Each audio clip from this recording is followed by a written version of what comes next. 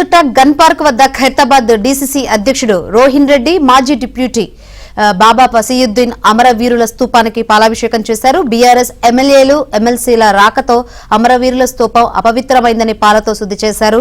గడిచిన 10 ఏళ్ల కాలంలో ఏనాడు అమరవీరుల కుటుంబాలను ఉద్యమకారులను కేసీఆర్ కుటుంబం పట్టించుకోలేదని తెలంగాణ ఉద్యమకారుడు మాజీ డిప్యూటీ మేయర్ బాబా ఫసీయుద్దీన్ అన్నారు. మరింత సమాచారం మా ప్రతినిధి నుమాన్ అందిస్తారు.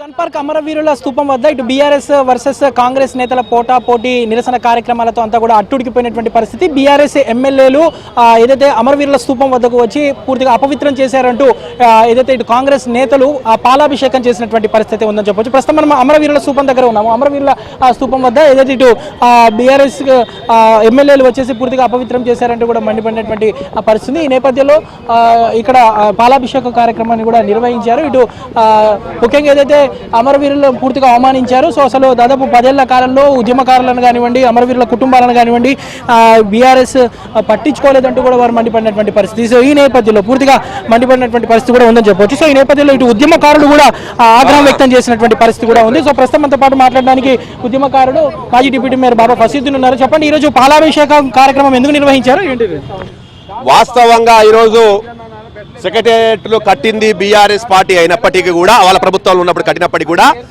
సెక్రటేరియట్ నడిపట్టున తెలంగాణ తల్లి విగ్రహాన్ని ప్రతిష్టాపన చేయలేదు. తెలంగాణ కోసం పోరాటం చేసిన పోరాట యోధులు ఎప్పుడు గుర్తించలేదు. వాళ్లకు ఎటువంటి అవకాశాలు కానీ రాజకీయ పరంగా 2-3 మాలాటకు 2-3 అవకాశాలు ఇచ్చి కల్పించారు. కానీ ఎక్కడ కూడా వాళ్ళకు ఉద్యమకారులకు ఇచ్చి కూడా అవమానించారు. కానీ ఈరోజు గౌరవ ముఖ్యమంత్రి రేవంత్ రెడ్డి గారు, అతను కూడా పాలమూరు బిడ్డగా తెలంగాణ గతంలో ఉద్యమంలో పోరాట యోధుడిగా ఆయన ఈరోజు ప్రభుత్వం రాగానే తెలంగాణ ఉద్యమంలో పాల్గొన్న ప్రతి ఒక్క ఉద్యమకారునికి 250 గజాలు భూమిస్తా అని చెప్పి, అదేవిధంగా తెలంగాణ ప్రాంతానికి తెలంగాణ నేతలకు ఆత్మగౌరవ చిహ్నమైన తెలంగాణ తల్లిని సెక్రటరీ నడి బొడ్డున పెడతా అని చెప్పారు. అయితే ఈరోజు శుభ సందర్భంగా ఈరోజు తెలంగాణ ఇచ్చిన రోజుగా తెలంగాణ నడిబొడ్డున ఆ సెక్రటరీ నడిబొడ్డున తెలంగాణ హైదరాబాద్ నడిబొడ్డున తెలంగాణ తల్లి విగ్రహం ప్రతిష్ఠ చేస్తుంటే కేసీఆర్, కేటీఆర్, అదేవిధంగా హరీష్ రావు అందరు కలిసి ఈరోజు దాన్ని నిరసన చేయడం చాలా బాధాకరమైన విషయం. తెలంగాణ ఆత్మగౌరవానికి చిహ్నమైన తెలంగాణ తల్లి విగ్రహం పెడుతుంటే ఈరోజు వాళ్ళు వ్యతిరేకించడం బాధాకరమైన విషయం. ఎప్పుడైతే బీఆర్ఎస్ గా మారిందో అప్పుడే తెలంగాణ ప్రజల యొక్క విశ్వాసాన్ని కేసీఆర్, కేటీఆర్, బీఆర్ఎస్ పార్టీ కోల్పోయింది. తెలంగాణ అస్తిత్వాన్ని పూర్తిగా దెబ్బతీసే విధంగా తెలంగాణ తల్లి విగ్రహం ఉంది. అది తెలంగాణ తల్లి విగ్రహం కాదు, కాంగ్రెస్ తల్లి విగ్రహం మాత్రమే అంటూ కేటీఆర్ ఆరోపిస్తున్నటువంటి పరిస్థితి. సో దానికి ఎలా చెప్తారు?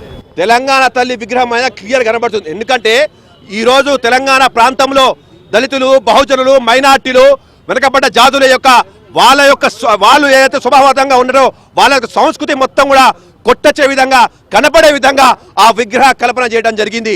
గతంలో ఉన్న విగ్రహానికి ఈరోజు విగ్రహం చూసుకుంటే దళిత, బహుజన, మైనార్టీల యొక్క సంస్కృతి కనబడే విగ్రహంగా రేవంత్ రెడ్డి గారు ఈరోజు తెలంగాణ తల్లి విగ్రహం తయారు చేస్తారు.